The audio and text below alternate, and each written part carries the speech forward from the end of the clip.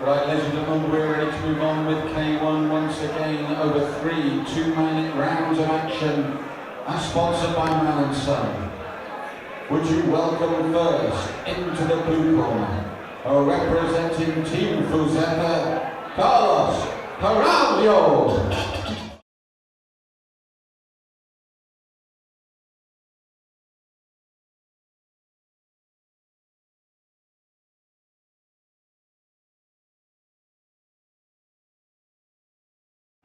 And would you welcome his opponent into the red corner, representing the Storm Gym, Elliot, Burke.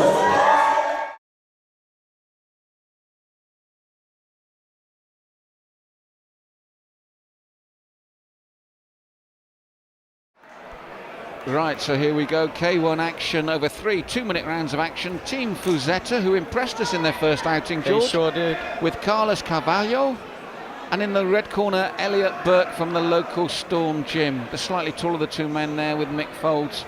But let's see if, because we've seen it a number of places, you know, anybody can produce a fighter. A fighter can walk through your doors and be superb.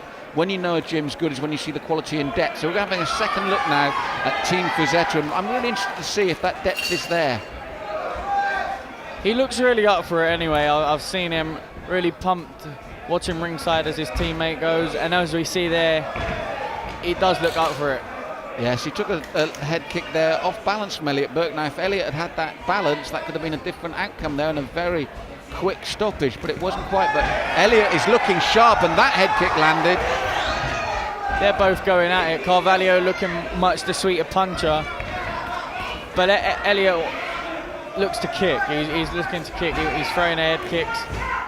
Elliot doesn't look like he likes to get hit. It looks like when he gets hit, he's a bit weary.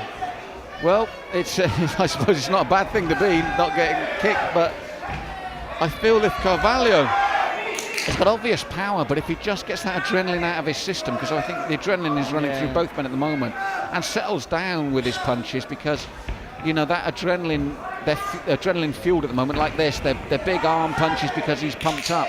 When that leaves him, it might actually benefit him more. He looks to his corner, and I would tell him, calm down.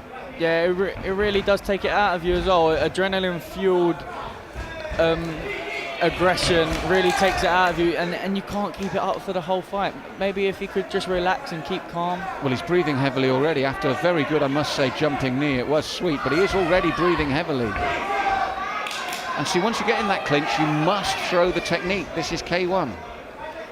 And that's what Amir was shouting to Elliot. Knee, knee, knee. Don't get the clinch and not use it. Nice high point kick, though. He's good with his legs. As you said, it's the boxer versus the kicker at the moment. Carvalho really breathing heavier. Well, this is what worries me for him. He's put a lot of effort into these heavy punches in this round one. For not much reward. That's the problem. You know, if you're going to release that much energy and do what he's done, you've got to get at least a knockdown and make sure you win this round. But at the moment, this round is still 50-50. It could go any way. We can assume where this fight is going.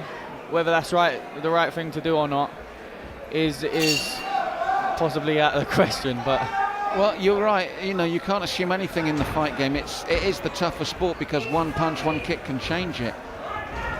And again, this is a lot of energy from Carvalho. But this is where I said to you, George, where if you pick your shots and used it, that was how many? 6, 8 punches. How many landed? Possibly none. There was arm punches and they landed on Elliot's arms, but then once Elliot chose to counteract, he landed a knee in the clinch, and you know it's just much more effective and much more.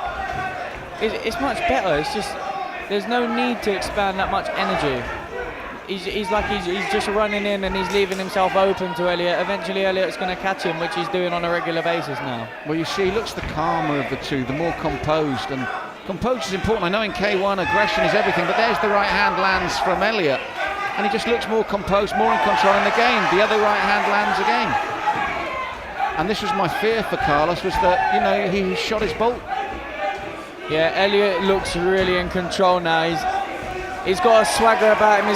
He just caught him with a left hook there. Carlos is running after him, but he's just not doing nothing. Elliot he's just so in control at the minute. He's got a swagger about him. He's got his hands down. He's faking.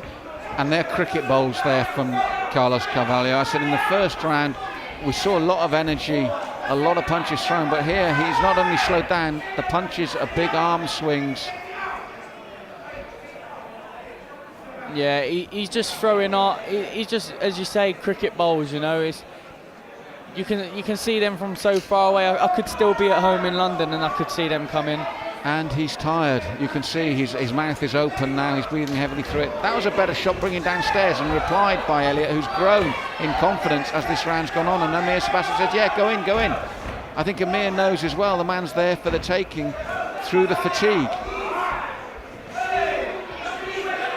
Elliot still throwing good kicks, although the punch he just threw did look a bit arm punch, but you know, another great round by Elliot. He's taking control as the round goes on. He's just getting better and better, stronger and stronger as Carlos fades, and we can see where this fight is going to go. Burke in the red corner dominating this fight so far, and we're off for the final round, the third and final round. Pretty sure it's going to be much more the same as Burke lands a left head kick. Carvalho comes forward and throws some strikes, but they're just not hurting Elliot at the moment as he throws a nice spinning heel kick. And lands with the left hook as well, and the heads clashed there badly, and that's because of the wild style of Carvalho now. Powerful kick there from Elliot Burke, pushing Carvalho back at the ropes. And again catching him on the way, and this is the problem for Carvalho. He's been called on, but he's coming in wildly and he's getting caught beautifully by the left hook of Burke.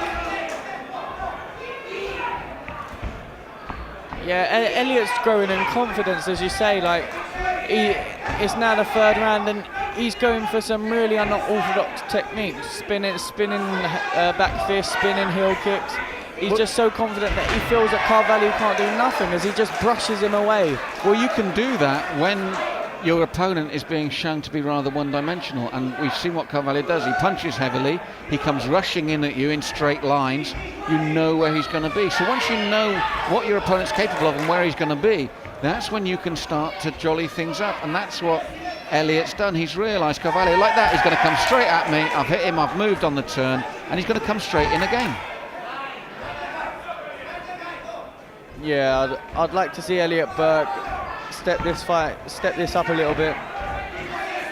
As you say, Carvalho looks to his corner, but they're just telling him to come forward, which he's been doing, and it's not working. It goes back to whether we didn't know much about Team Fazetta, but it goes back to the kid's got a heart of a lion, you know. He's walking forward and he's getting hit, but he's not stopping. He's still trying to win this fight, you know. He's not got much left in the tank, but he's looking for the win. He's going for it, but it's just Elliot Burke is just far more superior in the technical ability. That's right. It was as simple as that. Once he figured out Carlos Carvalho, it was one-way traffic. As you said, very strong, very game, but I'll be very surprised if this goes any other way but the red corner. Ladies and gentlemen, as always tonight, please, let's hear it for both these men in the ring in this K1 fight. But we do have a unanimous decision. All three judges in favour of our winner, the red corner.